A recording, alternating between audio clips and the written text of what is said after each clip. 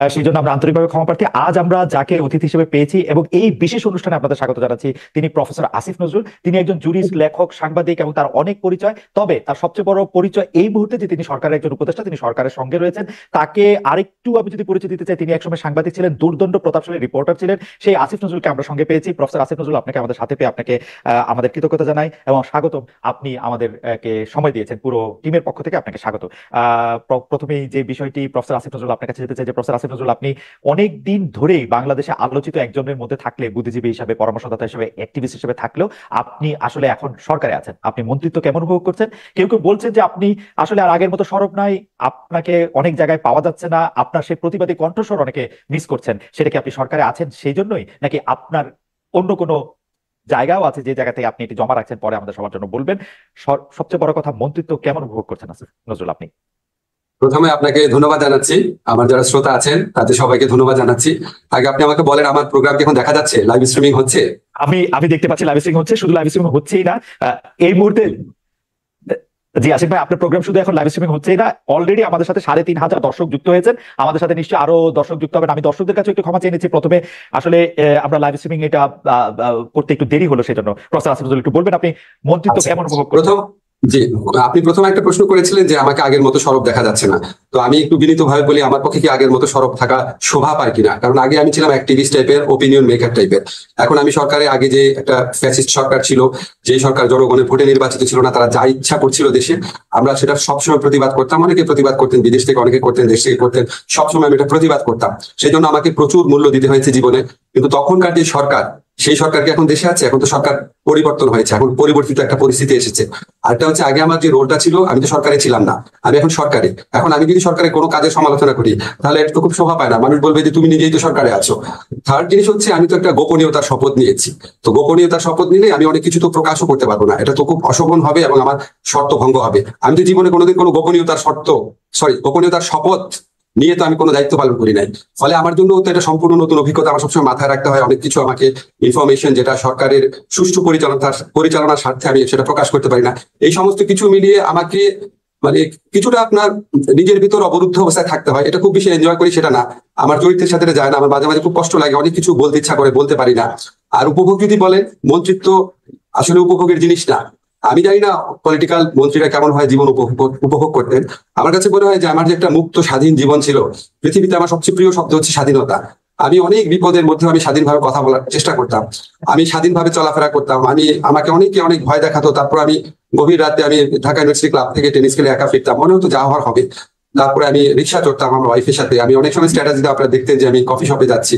এখন আমাকে অনেক কিছু বিবেচনা করে চলতে হয়, আমাকে অনেক অনেক বেশি কাজ করতে হয়, অনেক বেশি। এবং খালেদ, সবচেয়ে অসহনীয় যেটা, এমনও হয় যে ধরেন আমি হয়তো 4-5 ঘন্টা জাস্ট একটা চেয়ারে বসে কাজ করছি, বা 3 ঘন্টা কন্টিনিউয়াস মানুষের কথা শুনছি। আমার জীবনে এগুলি খুব নতুন অভিজ্ঞতা এবং একদমই আনন্দদায়ক না। তবে একটা আনন্দই শুধু আছে, যখন কিছু করতে পারি, একটা মানুষেরও যদি উপকার করতে পারি, একটা ভালো সিদ্ধান্ত যদি নিতে পারি, তখন ভালো লাগে। এই আনন্দর সাথে কোনো কিছু তুলনা হয় না। এখন দায়িত্ব বোধটা অনেক বেশি, স্বাধীনতা কম, উপভোগ কম। প্রফেসর আসিফ নজরুলের কথা এইবার আবার একটু দর্শকদের বলি যে আমি প্রফেসর আসিফ নজরুলকে 2-3 দিন 4-5 দিন, বিশেষ করে গত 4-5 দিন ধরে অনেক চেষ্টা করেছিলাম যে একটি এক্সক্লুসিভ ইন্টারভিউ পাওয়ার জন্য। তিনি তার ব্যস্ততার জন্য সময় দিতে পারছিলেন না। পরে যখন তিনি রাজি হলেন, আমি কিন্তু তাকে বলেছি যে আমার হয়তো কিছু প্রশ্ন হবে যেটা নট সো নাইস। আসিফ ভাই আমাকে বলেছেন যে আমি যে কোনো ধরনের প্রশ্ন যে কোনো ভাবে করতে পারি, এমনকি তিনি আমাকে বলেছেন যে আমি চাইলে এটাও লিখতে পারি যাতে দর্শকরা এটাতে অংশগ্রহণ করতে পারে, যে অপ্রীতিকর প্রশ্ন তাকে করা যাবে। আসিফ ভাই, সেই জন্য আপনাকে আলাদা করে আবারও ধন্যবাদ দিই। তো সবচেয়ে অপ্রীতিকর প্রশ্ন যেটি এই মুহূর্তে আপনাদের দর্শকরা সবচেয়ে বেশি করতে চাচ্ছেন, সেটি হচ্ছে যে 500 টন ইলিশ যখন রপ্তানি হয়েছিল ভারতে, তখন আপনি বলেছিলেন যে কেন এই ইলিশ রপ্তানি করা হবে। এইবার দেখা যাচ্ছে আপনাদের সরকার 3,000 টন ইলিশ রপ্তানি করছে, এর কারণ যদি আমাদের বলেন। আরেকটা বিষয় বলে রাখি, প্রফেসর আসিফ নজরুল আপনি আসবেন শুনে অনেকে আমাদেরকে প্রশ্ন পাঠিয়েছেন, সুতরাং আমাদের অনেক প্রশ্ন আছে। আপনি যদি একটু সবগুলি বিষয় যদি আপনি একটু সংক্ষিপ্ত আকারে একটু বলেন যে আপনারা 3,000 টন ইলিশ রপ্তানি করছেন, এটি কেন? আমি প্রথমে আপনাকে বলি, আমি ইলিশ রপ্তানির যে স্ট্যাটাসটা দিয়েছিলাম তখন আমি উপদেষ্টা ছিলাম না। আর 3,000 টনের ব্যাপারটা আমি আপনাকে একটু ক্ল্যারিফাই করি। সেটা হচ্ছে, আমাদের এই গত বছর, আমি একদম পরিসংখ্যান নিয়ে এসেছি যাতে কোনো মিসআন্ডারস্ট্যান্ডিং না হয়, গত বছর 3,950 টন ইলিশ রফতানির সর্বোচ্চ অনুমোদন দেওয়া হয়েছিল। প্রকৃত রফতানি হয়েছিল 802 টন। এই বছর তার চেয়ে কম ইলিশ রফতানির অনুমোদন দেওয়া হয়েছে 3,000 টন। অ্যাকচুয়াল রপ্তানি কত হবে সেটা আপনি at the end of the day দেখেন। কাজে আপনি যদি পরিসংখ্যানে তুলনা করেন তাহলে ৩,৯৫০ টনের সাথে ৩,০০০ টনের তুলনা করতে হবে।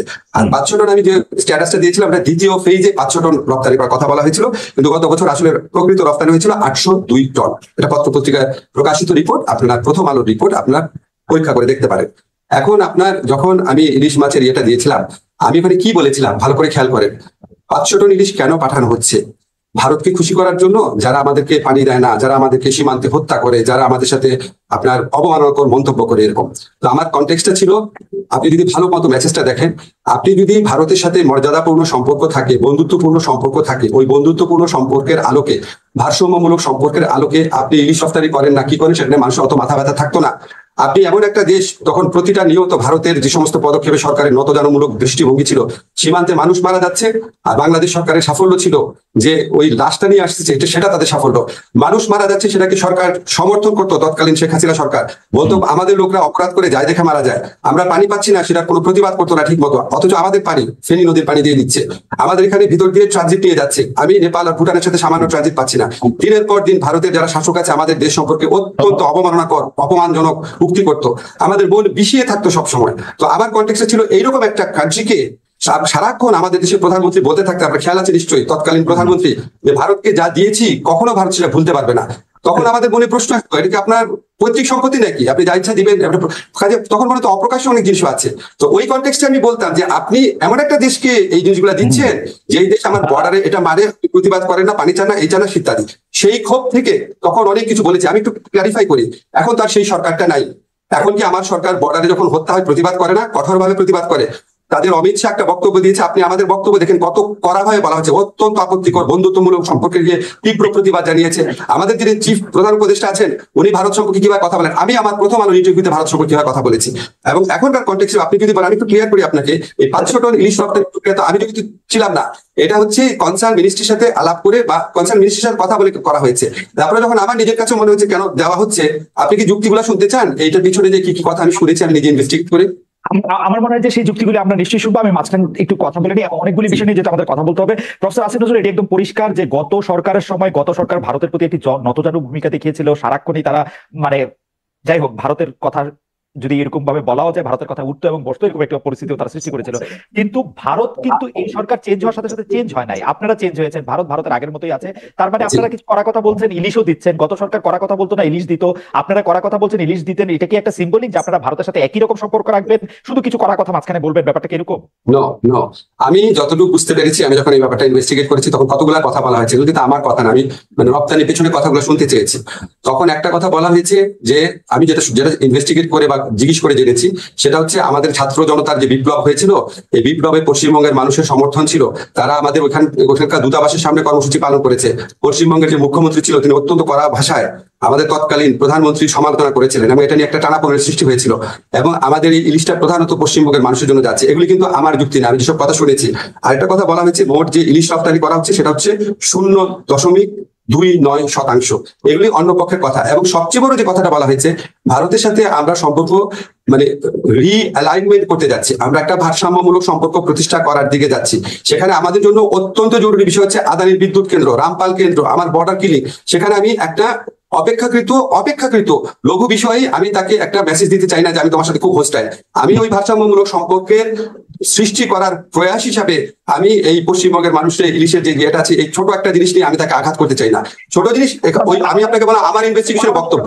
আমার মনে হয় যে প্রফেসর আসিফ নজরুল আপনি ঠিকই বলেছেন। আমরা জানি যে বাংলাদেশের একজন কবি, লেখক, চিন্তক ব্রাত্য রায় সেই কথা বলেছেন, যেহেতু মমতা ব্যানার্জি এখন তার দেশে বা তার প্রদেশে একটি ধর্ষণ কাণ্ড নিয়ে খুবই বিপজ্জনক অবস্থায় আছেন, তাকে আসলে সেভ করার জন্য আপনারা ইলিশ মাছ দিচ্ছেন, এবং তাতে মোদী সরকার একটু বিরক্ত হবেন, বিব্রত হবেন, সেটাও আপনাদের লক্ষ্য, এটা অনেকে বলছেন। অর্থাৎ না না, আমি সেভাবে বলতে চাচ্ছি না, আমি শুধু শুনেছি যে পশ্চিমবঙ্গের মানুষ আমাদের আন্দোলনকে সাপোর্ট করেছে, পশ্চিমবঙ্গের মুখ্যমন্ত্রী অত্যন্ত শক্তভাবে নিন্দা করেছেন। এটা ইলিশ পাঠানো বন্ধ মানে পশ্চিমবঙ্গের মানুষের সাথে হোস্টিলিটির মতো একটা, এটা আমি শুনেছি। আমরা পরের ইস্যুতে যাই। আমরা একটি জায়গায় আপনি বলেছিলেন, আমি আপনাকে উদ্ধৃত করছি, এটাই ভারত প্রসঙ্গ, যে আমরা পত্র পত্রিকায় পড়ি 26 লাখ ভারতীয় বাংলাদেশে চাকরি করে, বাংলাদেশের ছেলেরা চাকরি পায় না, রাস্তায় রাস্তায় ঘুরছে, আর ভারতের ছেলেরা চাকরি করছে। আপনি সরকারে আসার পরে এই বিষয়টি সম্পর্কে আপনার আপডেটেড মন্তব্য কি? ভারতীয় এখন কি করছেন? Thank you.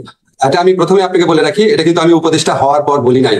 অনেকে এটা কনফিউশন ছড়ানোর জন্য, এটা আপনি ক্লিয়ার আছেন, এটা আমি উপদেষ্টা হওয়ার পর বলি নাই, এটা উপদেষ্টা হওয়ার আগে ভারতের যে বাংলাদেশের প্রতি বর্বর কিছু নীতি সেগুলি সমালোচনা করতে গিয়ে আমি একটা পর্যায়ে বলেছিলাম। এখন আপনাদের যে আপত্তিগুলো আসছে, প্রথম প্রশ্ন হচ্ছে এখানে 26 লাখ আছে কিনা। তাহলে আমি আপনার দৃষ্টি আকর্ষণ করি, ফিনান্সিয়াল এক্সপ্রেসে 2009 সনে বলা হয়েছিল 5 লক্ষ ভারতীয় এখানে চাকরি করছে 2009 সনে। 2015 সনে ডেইলি স্টারের রিপোর্ট, 2015 আজকে থেকে 9 বছর আগে, সিপিডি বলেছে রেমিটেন্স পাঠানোর দিক থেকে বাংলাদেশ হচ্ছে পঞ্চম। 2013 সনে $3.71 বিলিয়ন 2013 সনে পাঠানো হয়েছে, এবং সেই রিপোর্টে বলা হয়েছে এটা অফিসিয়াল ফিগার। আনঅফিসিয়াল ফিগার এর চেয়ে আরো অনেক বেশি।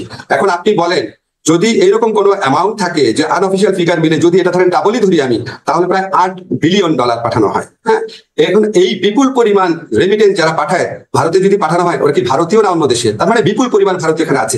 আমি যে আপনাকে ফিগারটা বলেছি 26 লাখ, সেটা হচ্ছে কম হতে পারে আবার বেশি হতে পারে, এক্সাক্ট চিত্র আমরা জানি না। কেন জানি না? আপনাকে আমি আরেকটু বলি আপনাকে কেন জানি না। আজকে দেখবেন সালমান এফ রহমানের সাথে এনএসআই চিফের একটা বক্তব্য ভাইরাল হয়েছে, আপনি ফেসবুকে খুঁজতেই পাবেন, টেলিফোন রেকর্ড তখনকার সময়। সেখানে উনি বলছেন যে বিভিন্ন সেক্টরে, বিশেষ করে সফটওয়্যার সেক্টরে অনেক লোকজন আসে যাদের জন্য ওয়ার্ক পারমিট দরকার হয় না, তারা কন্ট্রাকচুয়াল ওয়ার্কার হিসাবে আসে, এবং উনি ধমক দিচ্ছেন এনএসআই চিফকে যে বিডার অনুমোদন এখানে লাগে না, তুমি এখানে সিকিউরিটি জিনিস দেখবা, তুমি অন্য জিনিস দেখবা কিনা, দেখবা কেন? এবং উনি কিন্তু খুব ক্যাটাগরিক্যালি ভারতের কথা বলেন না এখানে। কিন্তু আপনি আমাকে বলেন, আপনি আমার পারসিভ করে দেখেন যে কন্ট্রাকচুয়াল ওয়ার্কার অনেক আসছে, অনুমোদন লাগে না, এটা সালমান এফ রহমান কোন দেশের ক্ষেত্রে বলতে পারেন? হতে পারে চায়নার ক্ষেত্রে বলতে পারেন, কিন্তু চায়নার ক্ষেত্রে যদি না লাগে তাহলে নিশ্চয়ই ভারতের ক্ষেত্রে লাগতো না, কারণ ভারতের প্রতি আমাদের একটা নতজানু নীতি ছিল। এই সমস্ত জিনিস যদি আপনি অ্যাড করেন, আমরা একটা কনক্লুশনে আসতে পারি, বিপুল পরিমাণ ভারতীয় আনডকুমেন্টেড এখানে কাজ করছে। জিনিসটা হলো যে আপনারা এখন সরকারে আছেন, আপনাদের কাছে কি কোনো তথ্য, মানে ওরা যদি রেমিটেন্স পাঠাতে হয় সেটা একটা প্রপার ব্যাংকিং চ্যানেলে পাঠাতে হবে, ওরা যদি এখানে কাজ করে তাহলে সেটার একটা কোনো না কোনো ভাবে পাসপোর্ট দিয়ে তারা যদি এন্ট্রি করে সেটা তাদের এখানে থাকবে, ঠিক আছে? সেই হিসাবটা আছে কিনা, আপনারা সেই হিসাবটা জানতে চেষ্টা করছেন কিনা, নাকি আপনারা মানে পত্রপত্রিকার গত সরকারের আমলের রিপোর্টের উপরে ভরসা করতে? ধন্যবাদ, আপনি প্রশ্নটা করেছেন। আমি প্রথমে আপনাকে ক্লিয়ার করি, আজকে প্রবাসী কল্যাণ মন্ত্রণালয় যখন গিয়েছিলাম তখন একজন সাংবাদিক আমাকে প্রশ্ন করেছিলেন, ওনার ধারণা ছিল এটা হচ্ছে আমার মন্ত্রণালয়ের বিষয়। আমি প্রথমেই আপনাকে ক্লিয়ার করি, বাংলাদেশে যারা বিদেশি চাকরি করেন ইদার লুকিয়ে অথবা প্রকাশ্যে, এটা আমার মন্ত্রণালয়ের বিষয় না। আমি যে বিদেশে যারা বাঙালি চাকরি করেন সেটা আমার মন্ত্রণালয়ের বিষয়। আমি আমার 3টা মন্ত্রণালয়ে এত ব্যস্ত থাকি, আমি আপনাকে অনেস্টলি বলি, আমার প্রথম 1 মাসে আমি 3-4 ঘন্টা ঘুমাতাম, আমি 16 ঘন্টা কাজ করেছিলাম, আমি শুক্রবার দিন অফিস করতাম, সচিবালয় সবাই আছে, আপনারা খবর নিয়ে জিজ্ঞেস করেন। ফলে আমি আমার মন্ত্রণালয়ের বাইরে অন্য কোনো কিছু দেখার সুযোগ পাই নাই। তবে এই মন্ত্রণালয়ে যিনি কাজ করেন, যারা কনসার্ন অথরিটি আছে, আমি তাদের কাছে কিছু কিছু জিনিস জানতে চেয়েছি, আমি এখনো সঠিক উত্তর পাই নাই। আপনি জানেন বিডা সহ বিভিন্ন প্রতিষ্ঠান রিঅর্গানাইজ করার কাজ চলছে। আমি আপনাকে এইটুকু অ্যাসিউরিটি দিতে পারি যে অন্য কোনো উদ্যোগ থাকতে পারে, কিন্তু আমার উদ্যোগ অবশ্যই থাকবে ভারতীয় শুধু না, এই দেশে যারা চাকরি করে তাদেরকে প্রপারলি চাকরি করতে হবে। যদি বাংলাদেশে স্কিল ওয়ার্কার থাকে, অন্য দেশ থেকে আপনি ওয়ার্কার আনতে পারবেন না। যারা কাজ করে তাদের প্রকৃত বেতন দেখায় কাজ করতে হবে, জব পারমিট লাগবে, তাদেরকে লিগাল পথে টাকা পাঠাতে হবে। এইসব ব্যাপারে অবশ্যই আমি সোচ্চার হবো, এখনো সোচ্চার আছে। আপনাকে যদি বলি, এখনো আমি সরকারের বিভিন্ন পর্যায়ে এসব কথা তুলেছি, কিন্তু আমি একদম ফর্মালি যখন উপদেষ্টা পরিষদে আলোচনা হবে অবশ্যই আমি জিনিসগুলো তুলবো। কিছু কিছু ব্যাপার আমি কোথায় প্রশ্ন করছি, কোথায় উত্তর জানতে চাচ্ছি, আমি আপনাকে সবকিছু এখন পারবো না। তবে এটা আমি আপনাকে কনফার্ম করি, অবশ্যই এই ব্যাপারে আমার দৃষ্টি থাকবে। প্রফেসর আসিফ নজরুল, বর্তমানে যিনি পররাষ্ট্র উপদেষ্টা আছেন জনাব তৌহিদ হোসেন সাহেব কিন্তু আমাকেও বলেছিলেন একটি ইন্টারভিউতে বাংলাদেশে এই বিপুল সংখ্যক লোকের চাকরি করার কথা, বিপুল পরিমাণ রেমিটেন্স ভারতের পাঠানোর কথা। তো সেটা নিশ্চয়ই তিনি অবগত আছেন। 50 দিন একটা সময়, তিনি নিশ্চয়ই এই ব্যাপারটাও দেখবেন। আমরা এই অনুষ্ঠান যদি তিনি দেখে থাকেন আমাদের এই আহ্বান রেখে যাবো। তবে খালেদ, আমি একটা জিনিস বলি, এখানে যারা কন্ট্রাকচুয়াল চাকরি করেন, যারা প্রাইভেট সেক্টরে বিভিন্ন লোকজনকে নিয়ে আসেন, তারা তো নন ডকুমেন্টেড। সো প্রকৃত সংখ্যা আমি পাবো না। আমি আপনাকে আমার ব্যক্তিগত অভিজ্ঞতা থেকে বলি, আমার ব্যক্তিগতভাবে পরিচিত একটা প্রতিষ্ঠানে যখন আমি দেখলাম অনেক ফরেনার চাকরি করে, মানে ভারতীয় চাকরি করে, স্পেসিফিক্যালি বলি অনেক না, 7-8 জন ভারতীয় চাকরি করছে। তা আমি ওনাকে জিজ্ঞেস করলাম, উনি খুব ঘনিষ্ঠ, যে আপনি কেন দিচ্ছেন চাকরি? বলে শেখ হাসিনার গভর্নমেন্টের আমলের কথা, বলে উনাদেরকে চাকরি টাকরি না দিলে সরকার ভাবে আমরা অন্য পক্ষের লোক। এইরকম একটা সিচুয়েশন দেশে বিরাজ করতো। এখন আপনার এই সরকার পরিবর্তনের পর নিশ্চয়ই ওই লোকগুলোকে আর কাজে রাখা হবে না, বুঝতে পারছেন? ওই প্রয়োজনীয়তা নাই। ফলে আপনি অ্যাকচুয়াল নাম্বার পাবেন কিনা আদৌ সেটার সন্দেহ আছে, কাছাকাছি নাম্বার পাবেন। আমরা সেই হিসাবেই দেখতে চাই। কয়েকটি দ্রুত কতগুলি প্রশ্ন করতে হবে। যে শেখ হাসিনা পতনের পর আমরা সংখ্যালঘু নিপীড়ন, ভাস্কর্য ভাঙা, মাজার ভাঙা, যৌনকর্মী ও হিজড়াদের উপর আক্রমণ, নারীদের প্রতি আক্রমণ, অভিযুক্ত জঙ্গি সংগঠনের নেতাদের জামিন, শীর্ষ সন্ত্রাসীদের জামিন, হিজবুত তাহরীরের প্রকাশ্য তৎপরতা, এগুলি কি আসলে অন্তর্বর্তী সরকারের অবস্থানের প্রতিফলন? আপনার কাছে কি মনে হয়, নাকি সরকারের ভেতরে বা বাইরে অন্য কোনো কিছু তৎপর? যেমন প্রফেসর সলিমুল্লাহ খান বলছেন যে এখানে কয়েক সরকার আসলে কোনটা বা সরকার আসলে কয়টা, আর এই ব্যাপারে আপনি আসলে কি বলবেন? মানে আমি অনেকগুলি কথা বলেছি, আপনি চাইলে আমি এটা আবার আবার বলতে পারি, কিন্তু আমার নিশ্চয় মনে থাকবে সংখ্যালঘু না, ঠিক আছে, বাজার ভাঙা, জনকর্মী হিজড়াদের আক্রমণ। ঠিক আছে, ঠিক আছে। জি, আপনি যে সমস্ত ঘটনা বলেছেন এগুলি জি, সবই অত্যন্ত দুঃখজনক, এবং আমরা বিভিন্ন সময় আমাদের বিভিন্ন উপদেষ্টারা এসবের বিপক্ষে কড়া বক্তব্য রেখেছে, সরকারের পক্ষ থেকে বক্তব্য রেখা হয়েছে।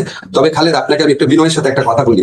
যখন আমি আপনার টক শো করতাম, যখন আমি এই সরকারে আসার আগে কথা বলতাম, আমি কিন্তু নিজে বলতাম যে সরকার এত নিপীড়ন চালাচ্ছে, এই সরকার পতনের পর অনেক ভয়াবহ ঘটনা ঘটতে পারে, সরকারকে ওয়ার্ন করার চেষ্টা করতাম। আপনার নিশ্চয়ই মনে আছে যে ফ্যাসিস্ট আওয়ামী লীগ সরকারের যারা মন্ত্রী তারাও বলতো আমরা ক্ষমতায় না থাকলে ঘরে ঘরে ঢুকে ঢুকে আমাদেরকে মেরে ফেলাবে, এরকম কথা বলা হতো না খালেদ? তো আমরা যেই অরাজকতার শঙ্কা করছিলাম আওয়ামী লীগের 15 বছরের অপশাসনের কারণে, মানুষের প্রতি অকথ্য নিপীড়ন নির্যাতনের কারণে, মানুষের মুখ বন্ধ করে রাখার কারণে, এটার আউটবার্টস হিসাবে আমরা যতটুকু খারাপ অবস্থা আশঙ্কা করেছিলাম, আপনাকে বিনয়ের সাথে বলি ততটা খারাপ অবস্থা হয় নাই। খারাপ অনেক কিছু ঘটেছে, ততটা খারাপ কিছু হয় নাই। তারপরেও যেগুলি খারাপ কিছু ঘটেছে সেখানে আমাদের সরকারের কিছু ক্ষেত্রে ব্যর্থতা থাকতে পারে, অবশ্যই আমরা ব্যর্থতা থেকে শেখার চেষ্টা করছি। আপনাকে একটা এক্সাম্পল বলি, আদালত প্রাঙ্গণে যখন হামলার ঘটনা ঘটলো, তখন এটা তো আসলে দেখার কথা হচ্ছে ধরেন স্বরাষ্ট্র মন্ত্রণালয়, কিন্তু আমাদের এখানে অনেকে মনে করি কি, যেহেতু আমি আইনমন্ত্রী, তো আইন শৃঙ্খলা পরিস্থিতি হচ্ছে আমার এটা আমার না রে ভাই। তারপরও আমরা একসাথে কোঅর্ডিনেটেড ওয়েতে কাজ করি, সব ব্যর্থতার ক্ষেত্রে যৌথ দায়িত্বের অংশ হিসেবে আমারও দায়িত্ব আছে, কিন্তু আলাদাভাবে এককভাবে এটা আমার মন্ত্রণালয় দেখার বিষয় না। তখন আমি স্বরাষ্ট্র মন্ত্রীর সাথে কথা বলে আমরা অনেক ইনোভেটিভ টেকনিক বের করা শুরু করলাম যে কি করবো, মানুষ এত ক্ষুব্ধ। আমি যখন জিজ্ঞেস করলাম স্বরাষ্ট্র মন্ত্রণালয়কে যে মানুষ যেভাবে মারতে আসছে আপনারা ঠেকান না কেন? পুলিশ বলে পুলিশ ঠেকাতে গিয়েছিল, তখন তো পুলিশের মরাল কারেন্ট ছিল না, যারা মারতে এসছে তারা পুলিশকে অকথ্য গালাগালি করে বলছে তোরা শেখ হাসিনার পুলিশটা মাইরা তোদেরকে ঝুলায় রাখবো, আমাদের ধাক্কা দিস। মানে পুলিশের তো তখন মরালিটি নাই। কিছুদিন আগে পুলিশের বাহিনীর সদস্যরা হাজার হাজার ছাত্র জনতাকে হত্যা করেছে, সেই পুলিশ কি ওই মরাল কারেন্টটা থাকে? তখন আমরা বিভিন্ন পদ্ধতি বের করা শুরু করলাম। আমি বললাম আচ্ছা ঠিক আছে, আমাদের যারা বিচারকরা আছে ওনাদেরকে রিকোয়েস্ট করলাম যে আপনারা তো যে কোনো সময় ইচ্ছা করলে শুনানি করতে পারেন, তাহলে সকাল 7টায় শুনানি করেন। মানুষ তো সকাল 7টায় জড়ো হবে না। আপনি দেখবেন আনিসুল হক সাহেব এবং সালমান এফ রহমান ওনাদের পরে শুনানিটা সকাল 7টায় হয়েছিল, কেউ ওনাদেরকে মারে নাই। এরকম আমরা বিভিন্ন রকম ভাবে অ্যাড্রেস করার চেষ্টা করি, সব আপনাকে বলতে পারবো না। প্রতিনিয়ত সেটা নিয়ে আমরা ভাবি, আমরা উপদেষ্টা বসে সদস্য বসে সবাই চেষ্টা করে।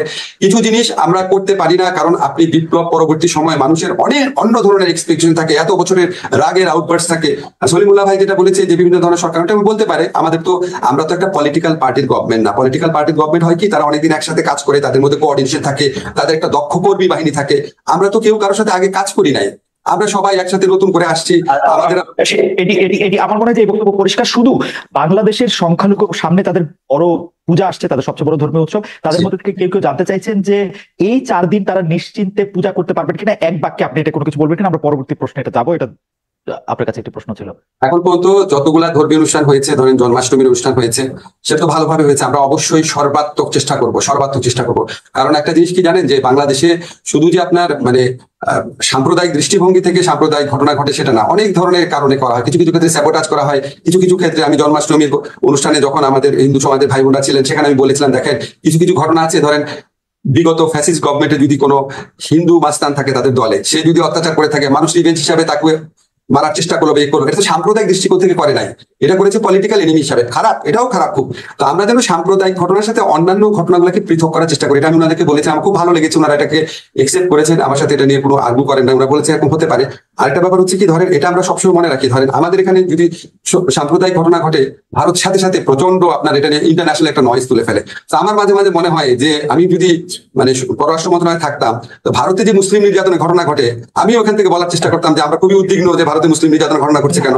আমার ভারতীয়দের নীতি নির্ধারকদের সাথে কখনো বৈঠক হলে আপনাকে এটা নিয়ে বলি, আমার সাথে অনেক দেশের দূতাবাসের লোকজন দেখা করেছে, ভারতীয় দূতাবাসের লোকজন দেখা করে নাই। আমার খুব ইচ্ছা আছে উনি দেখা করলে আমি ওনাকে বলবো যে ভাই আপনি যে আমাদের এখানে সংখ্যালঘুরা নির্যাতিত হলে উদ্বেগ জানার খুবই জাস্টিফাইড, তাহলে একইভাবে আপনার এখানে যে মুসলমানরা নির্যাতিত হয়, আমরা কি আপনাদের এখানে উদ্বেগ জানাতে পারবো?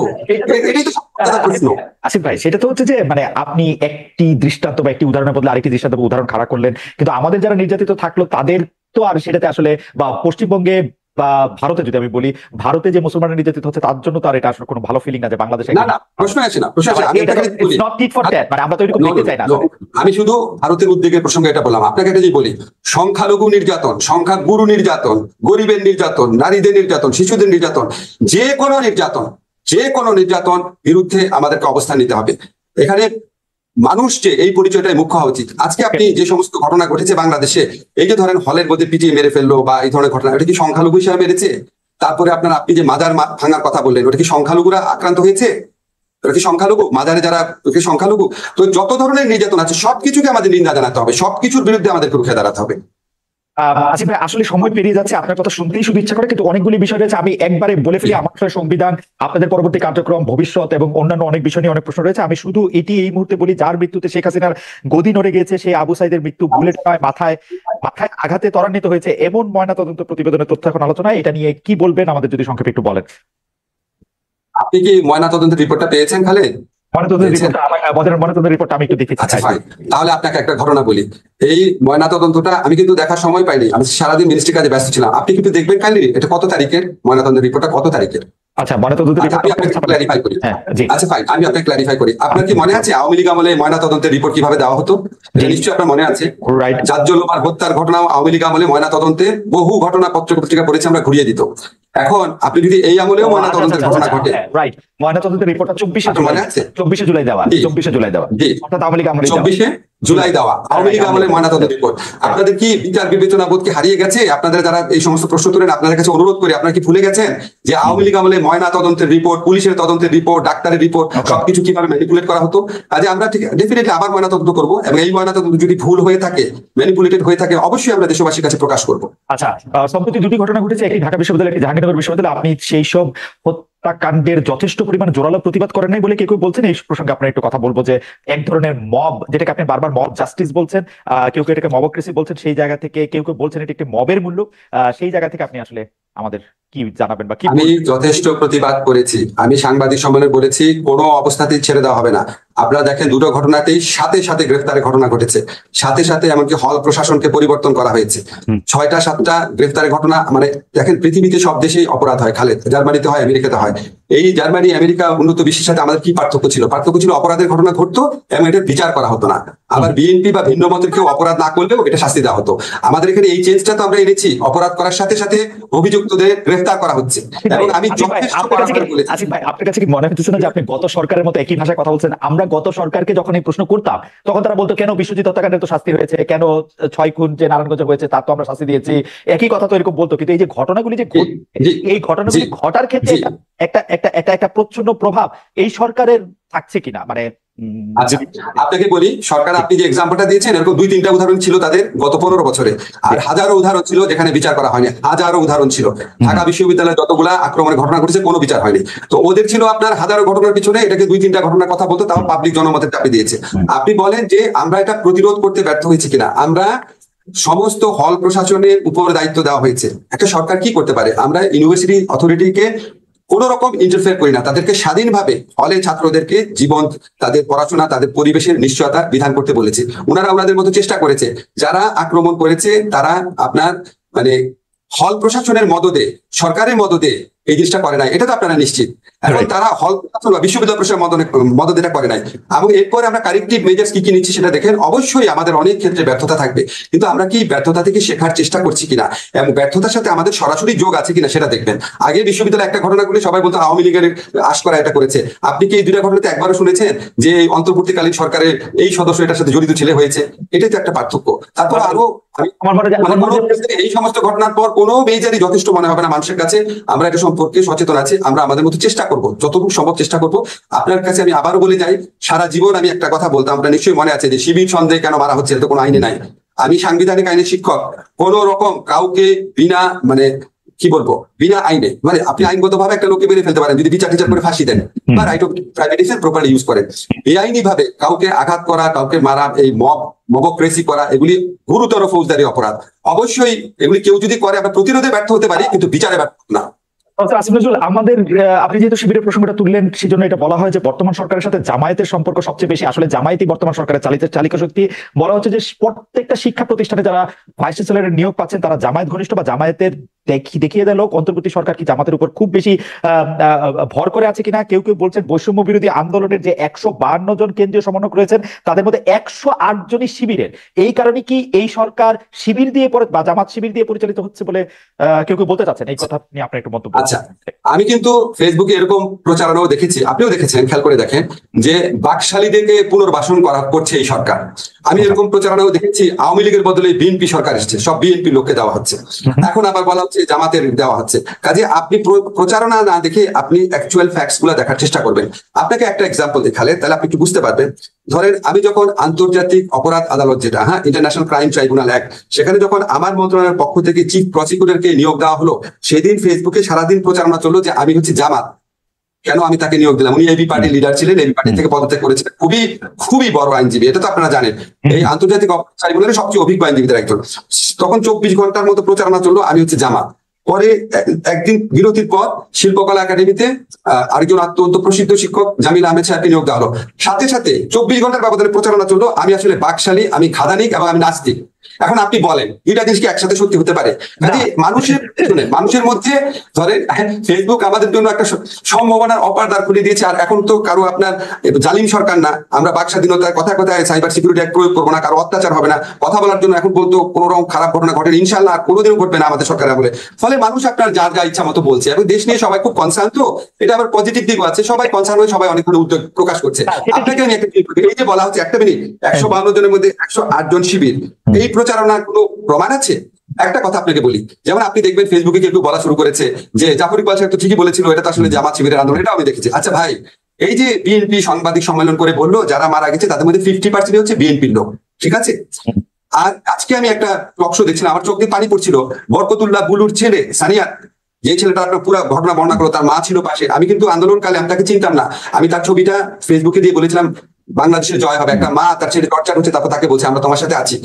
এই যে ওই ছেলেটার বর্ণনা করলাম, এখন সে কি জামাতের লিডারের ছেলে? আজকে আপনি মুগ্ধর স্ট্যাটাসের কথাটা মনে করেন, মুগ্ধর স্ট্যাটাস দিয়েছে, হঠাৎ করে আপনি যা ইচ্ছা তো বললে হবে না, আপনাকে প্রমাণ দেখান জিনিসটা। আমি যেটুকু জানি খালেদ, আমি ঢাকা বিশ্ববিদ্যালয়, খালেদ একটা জিনিস, ঢাকা বিশ্ববিদ্যালয়ের শিক্ষক হিসাবে কাছের থেকে আমি যেটা জানি, এই জালিম ফ্যাসিস্ট সরকারের বিরুদ্ধে আন্দোলনে এমনকি ছাত্রলীগের সাধারণ কর্মী যাদেরকে টর্চার করে ছাত্রলীগ বানানো হয়েছিল, এমনকি তাদেরও কারো কারো পার্টিসিপেশন ছিল। বিপুল সংখ্যক ছাত্র দলের নেতা সংশ্লিষ্ট ছিল, শিবিরদের আমি চিনতাম না, তাদেরও থাকতে পারে, বাম দলের সংশ্লিষ্টতা ছিল, সাধারণ মানুষের সংশ্লিষ্ট ছিল, তারা তো বাংলাদেশের মানুষের অংশ, সবার অংশগ্রহণ ছিল। আচ্ছা, আমি আপনার সাথে কথা বলার একটা সুবিধা হলো যে আপনার কথা থেকে আসলে গুরুত্বপূর্ণ কথাগুলি ক্লু পাওয়া যায়। আপনি আন্তর্জাতিক অপরাধ ট্রাইব্যুনালের আইন বা তাদের চিফ প্রসিকিউটরের কথা বলেছেন, প্রফেসর আসিফ নজরুল। আমি একজন জুরিস্ট হিসেবে আপনার কাছে প্রশ্নটা করতে চাই যে সেই আইন আপনারা সংশোধন করছেন, সেই জায়গায় আপনি যাকে চিফ প্রসিকিউটর আপনারা যাকে নিয়োগ দিলেন, সেই আইনজীবী তাজুল ইসলাম, জামাত নেতা মতিউর রহমান নিজামী, আলী হাসান মাহমুদ মুজাহিদের আইনজীবী ছিলেন। তিনি, তার কিছু পেন্ডিং কেস রয়েছে এই আদালতে, তাকে আবার আপনি দেয়ালের এই পাশে নিয়ে আসলেন, এরকম কোন উদাহরণ কি আছে? মানে ওয়াজ ইট এ মাস্ট, মানে তাজুল ইসলাম কি কেন এটা চিফ প্রসিকিউটর করতে হবে? আচ্ছা ঠিক আছে, এখন আপনি আমাকে বলেন, বাংলাদেশে যারা আইনজীবী আছে তাদের একটা বড় অংশ হচ্ছে প্রো আওয়ামী লীগ, এটা তো সত্যি কথা।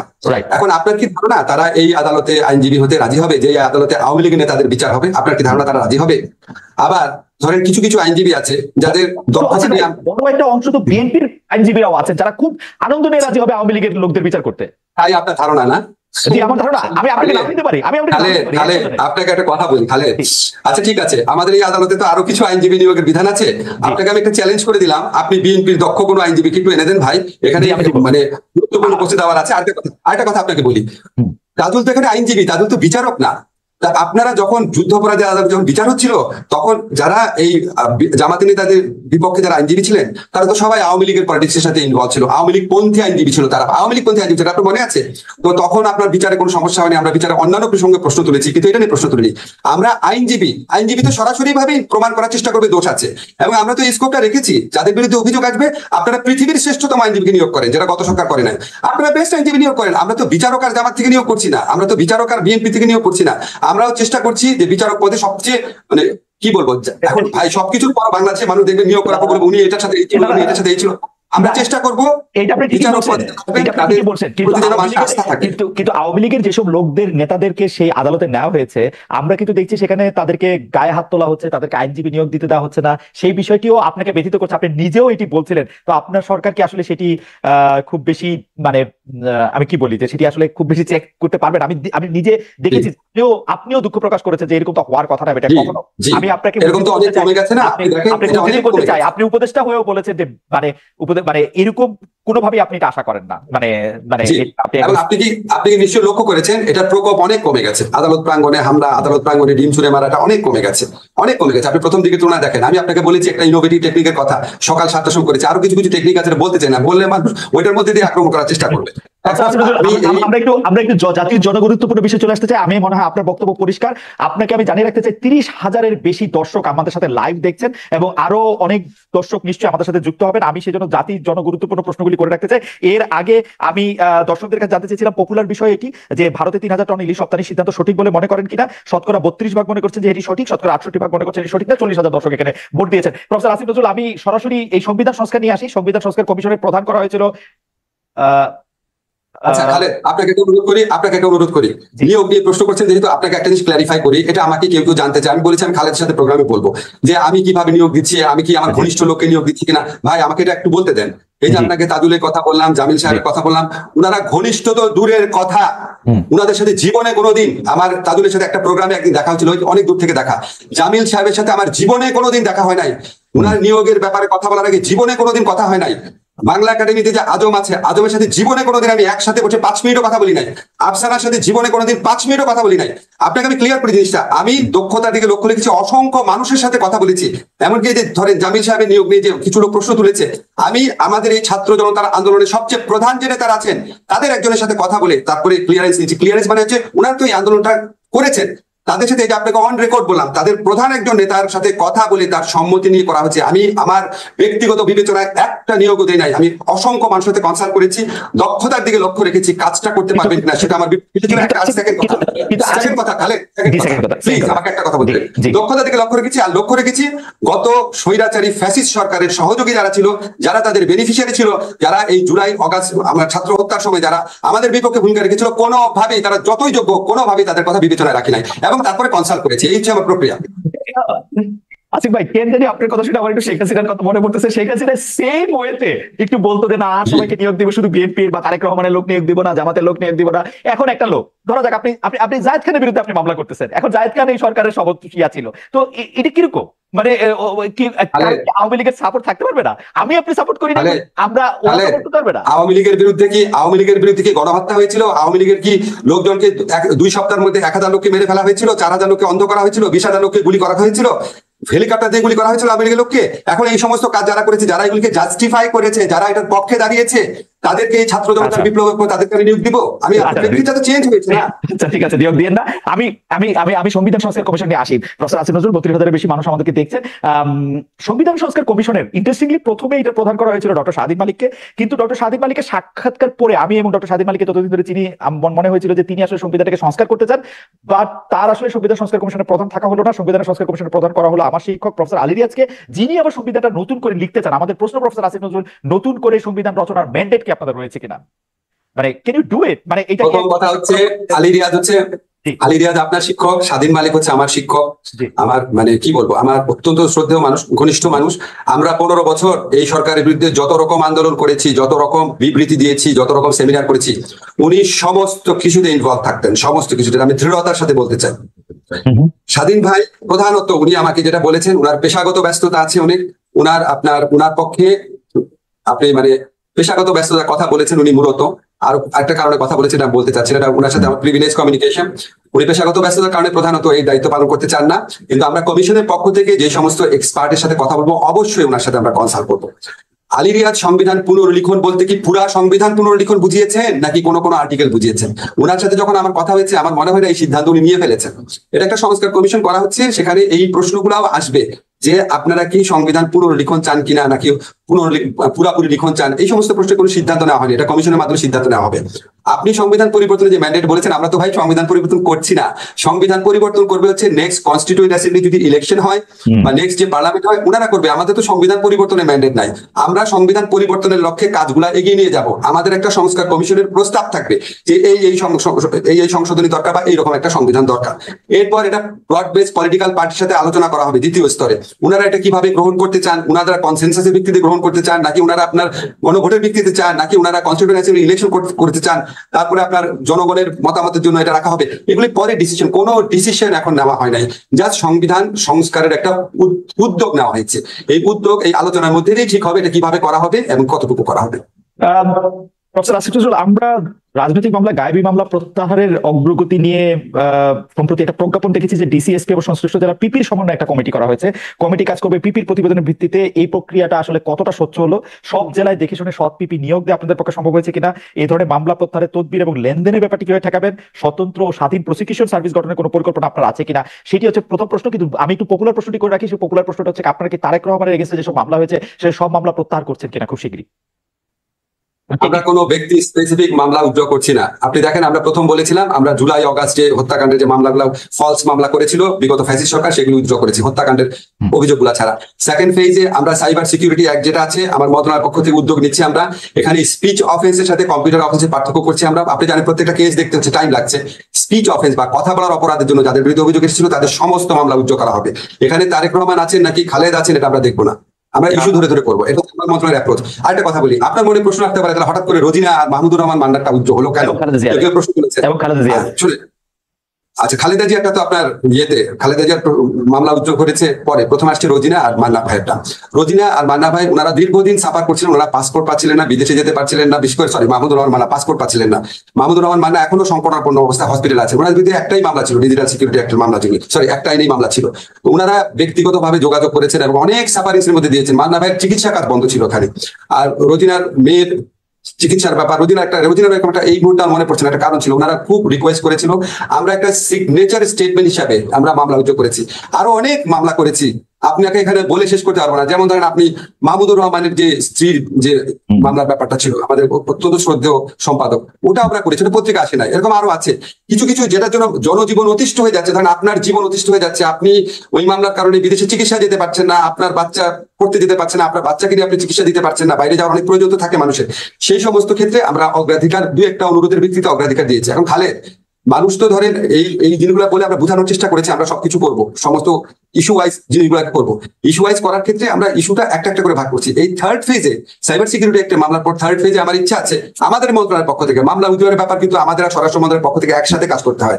থার্ড ফেজে আমরা গায়েবী মামলাগুলো উদ্যোগ করার চেষ্টা করবো, কারণ বাংলাদেশে একটা মামলার দীর্ঘ জট রয়েছে। গায়েবী মামলা উদ্যোগ হলে সেটার দিক থেকে লাভবান হবে। এবং আপনি জানেন এই গায়েবী মামলাগুলো এত অবিশ্বাস্য, এত হাস্যকর, এত গাঁজাখুরি ছিল, এটা উদ্যোগ না করা তো মহাপাপের মতো একটা ব্যাপার হবে। আমরা আপনাকে একটু বলি, আমরা ফেজ ওয়াইজ যাবো, ব্যক্তি ওয়াইজ যাবো না। ব্যক্তি ওয়াইজ যে দুই একটা ঘটনা দেখেছেন আপনি, এটা এক্সেপশন। বেগম খালেদা জিয়ার সেজন্য এক্সেপশন ছিল, তবে তারেক রহমান সাহেবের ক্ষেত্রে কোনো এক্সেপশন করা হচ্ছে না। বেগম খালেদা জিয়ার ক্ষেত্রে মামলা উদ্যোগের ব্যাপারটা আপনি কোনটা বলতে চাচ্ছেন? ওনার যে ক্ষমা করার ব্যাপারটা? জি, ক্ষমা করার ব্যাপারটা। বেগম খালেদা জিয়ার মামলায় যে বিচারটা হয়েছিল, সেই বিচার নিয়ে মিজানুর রহমান খান এবং আমি লিখেছিলাম। আপনাকে একটা জিনিস মনে করাই দিই, বেগম খালেদা জিয়া মামলার শুনানিকালে উনি বিস্মিত হয়ে বলেছিল যে এতিমের টাকা আমি আত্মসাৎ করেছি, এক্সক্লেমেশন চিহ্ন। সেটাকে বিচারক লিখেছেন উনি এতিমের টাকা আত্মসাৎ করাটা নিজের মুখে স্বীকার করেছেন। আপনি চিন্তা করতে পারেন এই ধরনের বিচার হয়েছে ওনার ক্ষেত্রে। আরেকটা বলি আপনাকে, নিম্ন আদালত যে হাইকোর্ট যে সাজা দেয়, নিম্ন আদালত যে সাজা দেয়, সেটা আপনি কখনো শুনেছেন হাইকোর্ট বাড়িয়ে দেয়? হাইকোর্ট বাড়িয়ে দেয় শুনেছেন? এমনকি যারা জামাতে যেসব লিডারের শাস্তি হচ্ছে, সেই সমস্ত যুদ্ধ অপরাধীর ক্ষেত্রে দুই একটা ঘটনা ছাড়া বাংলাদেশের ইতিহাসে ঘটনা ঘটেছে। উনি শোনেন, পরে আমরা শুনলাম কি যে বিচারক উনাকে জামিন দিয়েছিল দেখে ওনার হাইকোর্টে অ্যাপিলেট ডিভিশনে এলিভেশন বন্ধ রেখেছিল। শাস্তি বাড়ানোর পর ওনাকে এলিভেট করা হয়েছে। আপনি জানেন গত আমলে কিভাবে বিচার হয়েছে। উনার মতো নির্যাতিত মানুষ বাংলাদেশে কে আছে এই গত 15 বছরে? যারা মারা গেছে ওনাদের কথা বাদ দিয়ে আমি জীবিত যারা পলিটিক্যাল লিডার আছে, আমি তো মনে করি উনার প্রতি, উনি যে এত বছর জেলে ছিল, উনার প্রতি চরম অবিচার করা হয়েছে। আমি সিদ্ধান্ত নিয়ে প্রশ্ন তুলছি না, আমি মানে প্রক্রিয়াটা নিয়ে। আচ্ছা, পরবর্তী প্রসঙ্গে আসি। প্রফেসর আসিফ নজরুল, যে আগের আমলে আপনি ঠিকই বলেছেন, আমরা আগের আমলে অদ্ভুত সব গায়েবী মামলা দেখেছি, কিন্তু এই অদ্ভুত মামলা হওয়ার প্রক্রিয়া কিন্তু এখনো বন্ধ করা নাই। আমি একটু কাগজ দেখে বলি, আমার সুবিধা হয়, যে ক্রিকেটার সাকিব আল হাসানের বিরুদ্ধে মার্ডার কেসের মামলা হয়েছে, অভিনেতা জায়েদ খান, যেটা আমি আগে বলেছি, তার বিরুদ্ধে মামলা হয়েছে, বাফুফের সভাপতির বিরুদ্ধে মার্ডার কেস হচ্ছে। আগের সরকারের দুর্নীতিবাজ মন্ত্রী, যার বিরুদ্ধে হতে পারতো গুছানো সুন্দর একটি দুর্নীতির মামলা বা মানি লন্ডারিং মামলা, তা না করে ঢালাওভাবে নিউ মার্কেটের একজন হকার হত্যা মামলাকে সবাই গ্রেফতার দেখানো হচ্ছে, এবং আদালতও সেই সব মামলায় কারো জামিন মঞ্জুর করছে না, ঢালাওভাবে রিমান্ড দিয়ে যাচ্ছে। পার্থক্যটা তাহলে কোথায় হলো? আচ্ছা, পার্থক্যটা আপনাকে বলি। ধরেন আপনি, আমার এতগুলো নাম তো মনে থাকবে না, দুজনের নাম মনে আছে, সাকিব, জায়েদ খান। যখন কেউ মামলা করে, মামলা করাটা মানুষের অধিকার, বুঝছেন? ব্যক্তিগতভাবে একজন মামলা করে দিল, সেই এই মামলাগুলা পুলিশ করে নাই। পুলিশ যদি করে তাহলে আপনি বুঝবেন রাষ্ট্র জড়িত আছে। এই মামলাগুলো ব্যক্তিগতভাবে করা হচ্ছে, 1 নাম্বার।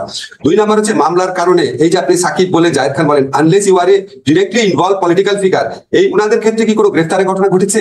গ্রেফতার ঘটনা ঘটে নাই। যখন মামলা কোনো মানুষ করে আমরা বারবার বোঝানোর চেষ্টা করেছি, যখন আমরা পুলিশকে বলেছি মামলা যখন করছে আপনারা একটু বোঝানোর চেষ্টা করেন না কেন যে এই মামলাতে আপনারা যাদের বিরুদ্ধে অভিযোগ আনছেন তাদের কি আপনার সত্যি মানে বিশ্বাসযোগ্য কিনা অভিযোগটা। কারণ আমাদের পিআরবিতে কিছু প্রভিশন আছে, হিয়ারসে ধরনের বা গুজব ধরনের মামলা হলে পুলিশ প্রাইমারি কথাগুলো জিজ্ঞেস করতে পারে। পুলিশ কাছ থেকে এবং এমনকি আদালতের কাছ থেকে আমরা যে তথ্য পেয়েছি, যারা মামলা করতে আসে তারা এত বেশি প্রেশার, ওইখানেও এক ধরনের মানে মব প্রেশার থাকে যে পুলিশের পক্ষে এবং কোনো কোনো ক্ষেত্রে আদালতের পক্ষে, যারা বিগত ফ্যাসিস্ট রেজিমের আমলে যাদেরকে নিপীড়ক সংস্থাতে পরিণত করা হয়েছিল, তাদের সেই মরাল কারেজ থাকে না এই উন্মত্ত জনতাকে কনফ্রন্ট করার জন্য। এগুলো ঘটনা প্রথম দিকে ঘটেছে, আমরা অনেক চেষ্টা করেছি, চেষ্টা করার পর এটা অনেক রিডিউস হয়েছে। আমরা একটা জিনিস সবাইকে বলার চেষ্টা করেছি, যেখানে এফআইআর মানেই গ্রেফতার না। আপনাকে আমি কিছু নাম বলবো না, বাট কিছু কিছু মানুষ যখন আমাদের সাথে যোগাযোগ করে যে এই মামলা তাদের বিরুদ্ধে হওয়ার কথা না, আমরা স্বরাষ্ট্র মন্ত্রণালয় এবং আমরা একসাথে কাজ করি, আমরা আশ্বাস দেওয়ার চেষ্টা করি যে পুলিশ ক্রেডিবল তথ্য না পেলে আপনাদের গ্রেফতার করবে না। গ্রেফতারের খবরগুলো আপনারা পান, কিন্তু গ্রেফতার করা হয় নাই এরকম অসংখ্য ঘটনা আছে। তারপরও আমরা চেষ্টা করছি এই জিনিসগুলো নিয়ে মানুষের যে মনে প্রশ্ন আছে সেগুলিকে আরো বেশি ভালোভাবে অ্যাড্রেস করার চেষ্টা করছি আমরা। প্রফেসর আসিফ নজরুল, আরেকটি বিষয় হচ্ছে যে আপনাদের উপদেষ্টা পরিষদে ছিলেন ব্রিগেডিয়ার জেনারেল সাখাওয়াত হোসেন, তিনি স্বরাষ্ট্র মন্ত্রণালয়ের দায়িত্বে রয়েছিলেন, কিন্তু তার একটি বক্তব্যের উপর ভিত্তি করেই অনেকে বলছেন যে তাকে আসলে সরিয়ে দেওয়া হয়েছে, তাকে আসলে হোম মিনিস্টার তারা রাখা হয় নাই, নতুন একজন হোম মিনিস্টার আনা হয়েছে বা হোম অ্যাডভাইজার আনা হয়েছে। এই ব্যাপারটা আপনি আসলে কি বলবেন? মানে একটি কথা মানে মানে এই ব্যাপারটা কি আসলে ঠিক যে তার কোনো কথার জন্য বা তার কোনো আচরণের জন্য, তার কোনো মন্তব্যের জন্য, মতামতের জন্য, বিশ্বাসের জন্য তাকে আসলে সরিয়ে দেওয়া হয়েছে? ব্রিগেডিয়ার সাখাওয়াত আমাদের অত্যন্ত রেসপেক্টেড একজন মানুষ, ওনার প্রতি এই সরকারের যে আস্থা আছে এটা প্রমাণ আপনি দেখবেন। ওনাকে প্রথমে একটা মিনিস্ট্রি দায়িত্ব দেওয়ার পর আরেকটা অত্যন্ত ইম্পর্টেন্ট মিনিস্ট্রি দায়িত্ব দেওয়া হয়েছে। দায়িত্ব এখানে রিঅর্গানাইজ হতে পারে। আপনি দেখবেন প্রথমে আমাকে একটা মন্ত্রণালয় দেওয়া হয়েছিল, তারপর আমাকে আরেকটা দেওয়া হলো, তারপর আমি আরেকটা দেওয়া সেটা আমি চাই নাই। এখন আমারটা আমি বলতে পারি আমি এত ওভারবার্ডেন ছিলাম, আমি চাই না, বাট আমাদেরকে দায়িত্ব শেয়ার করতে হচ্ছে। এটা আপনার স্বাভাবিক রিঅর্গানাইজেশন হিসাবে দেখতে পারেন। আর আনলেস এটা ব্রিগেডিয়ার সাখাওয়াতের সাথে প্রধান উপদেষ্টা কি কথা হয়েছে আমি জানি না, বাট আমি উনার সাথে কথা বলে আমার উনাকে একটু ক্ষুব্ধ মনে হয়নি ব্যাপারটা নিয়ে। কাজে এটা আপনার স্বাভাবিক রিঅর্গানাইজেশন হিসেবে দেখতে পারেন। আরেকটা ব্যাপার ধরেন কেউ কেউ প্রশ্ন তুলছেন, ধরেন আমাদের যে জাহিদুর রহমান, উনি খুব একটা লজিক্যাল প্রশ্ন তুলছেন, সাথে দেখা হয়েছিল কালকে যে আমাদের এখানে মানে এত কম উপদেষ্টা কেন, এত দায়িত্ব আমরা কেন আরো উপদেষ্টা দিচ্ছি না। এটা আসলে হয়েছে কি, ধরেন গত তত্ত্বাবধায়ক সরকারগুলোর আমাদের থেকে ট্রেন দাঁড়িয়ে গেছে 10 জন, সেখানে আমাদের আছে 20 জন। কিন্তু আমাদের আবার এটাও বিবেচনা করা দরকার যে অন্য তত্ত্বাবধায়ক সরকারগুলো ছিল একদম অন্যরকম একটা পরিস্থিতি, এরকম বিপ্লব পরবর্তী পরিস্থিতি না। আমাদের বিপ্লব পরবর্তী পরিস্থিতিতে আমাদেরকে অনেক কিছু রিঅর্গানাইজ করতে হচ্ছে, 15 বছরের জঞ্জাল সাফ করতে হচ্ছে, মানুষের সংস্কারের আকাঙ্ক্ষাকে মানে প্রতিনিধিত্ব করতে হচ্ছে। হয়তো আমাদের উপদেষ্টার সংখ্যা বাড়ানোর প্রয়োজন আছে হয়তো। আচ্ছা, এই প্রশ্নে আমি একটু অন্যভাবে করি। শেখ হাসিনা সরকারের পতনের পর দল হিসেবে আওয়ামী লীগ আর মাঠে নাই, দল হিসেবে তাদের নিষিদ্ধ করা, বিচার করা, এসব দাবি করা হচ্ছে। আপনাদের একজন কলিগ দল গোছানোর কথা বলে তিনি তার দপ্তর খুঁজেছেন, আন্তর্জাতিক অপরাধ ট্রাইব্যুনাল সংশোধন করে এখন দল নিষিদ্ধের প্রস্তাব আপনারা রাখছেন। আপনাদের লক্ষ্য কি আওয়ামী লীগকে নিষিদ্ধ করা? আমি আপনাকে ক্লিয়ারলি বলি যে সংগঠনকে শাস্তি দেওয়ার যে বিধান, এটা আওয়ামী লীগ আমলে সংবিধান সংশোধন করে করা হয়েছিল। সংগঠনকে দায়ী করা যাবে, আপনি চেক করতে পারেন, সংগঠনকে দায়ী করা যাবে। এখন এখানে প্রস্তাব হিসেবে আসছে, আমরা যখন ড্রাফটটা করতে গেছি আমরা ক্রস সেকশন অফ পিপলের সাথে কথা বলেছি, কিন্তু ড্রাফট, একদমই ড্রাফট। আমরা এই যেহেতু কারো অনেকের থেকে দাবিটা আসছে, তখন আমরা এটা আলোচনা টেবিলে তুলেছি। এখানে আপনার কেউ বলেছে যে আলোচনা আপনি হয়তো পুরোপুরি রিপোর্ট হয়নি, কেউ এটার বিরোধিতা করেছে, অনেকে এটা সমর্থন জানিয়েছে, কেউ বলেছে 10 বছর না চিরোত্তরে নিষিদ্ধ করা উচিত, কেউ বলেছে না নিষিদ্ধ করা উচিত, শুধু নিবন্ধন বাদ করা উচিত। আমরা একদম প্রাইমারি স্টেজে আছি, কাউকে টার্গেট করে আমরা কিছু করছি না। তবে আমরা বিশ্বাস করি যারা আপনার গণহত্যা করেছে, যারা মানবতা বিরোধী অপরাধ করেছে, সেই সংগঠনের কিছুটা আপনার দায়মোচনের ব্যাপার আছে। সেটা কি ফর্মে হবে সেটা অনেক আলাপ আলোচনার বিষয় আছে। প্রফেসর আসিফ নজরুল, আপনাকে একটু বলে রাখি, আমাদের প্রযোজকদের একটু বলি যে we need 10 more minutes because we started a bit late. So Asif, আপনি যদি আমাদেরকে 10 মিনিট একটু বেশি সময় দিতেন, এবং যে producers we have, please extend us for 10 minutes more because there are more questions that we need to ask the advisor. So Asif ভাই, আমরা আপনাকে একটু নাম ধরেই বলি। আপনার দীর্ঘদিনের যে মানে একসাথে কাজ করেছেন আপনারা, জনাব শাহরিয়ার কবির, তার বিরুদ্ধে যে হত্যা মামলা হয়েছে সেই ব্যাপারটিকে আপনি আসলে কিভাবে দেখেন? কেউ এই প্রশ্ন করছেন 71-এর ঘাতক দালাল নির্মূল কমিটির সামনে সারির সংগঠক বলে কি তিনি সেই জালে পড়লেন যেটাতে আসলে আপনি নিজেও ছিলেন? তার বিরুদ্ধে হত্যা মামলা হয়েছে, আপনি জানেন। ওনার বিরুদ্ধে তো হত্যা মামলা আপনার 71-এর ঘাতক দালাল নির্মূল কমিটিতে থাকার কারণে হয়েছে, এটা কি বাদী লিখেছেন? লিখেন নাই। শোনেন, আপনাকে আমি ব্যক্তি বিশেষে কথা বলবো না, তাহলে অন্যদের প্রতি ইনজাস্টিস করা হবে। এখানে অনেক এখানে কিছু মামলা হয়েছে, এটা আমাদেরকে ব্যথিত করেছে, আমাদেরকে বিব্রতকর অবস্থায় ফেলেছে। এবং আপনাকে আমি নিশ্চিত করতে পারি এই সমস্ত মামলার পিছনে রাষ্ট্রের, সরকারের কারো কোন রকম, রাষ্ট্রটা আমি জানি না, রাষ্ট্র অনেক বড় ব্যাপার, আমাদের অন্তর্বর্তীকালীন সরকারের কারো কোন রকম মিনিমামতম সংশ্লিষ্টতা ছিল না, মিনিমামতম প্রণোদনা ছিল না, মিনিমামতম ডিরেকশন ছিল না। ব্যক্তিগতভাবে এই জিনিসগুলো করা হয়েছে।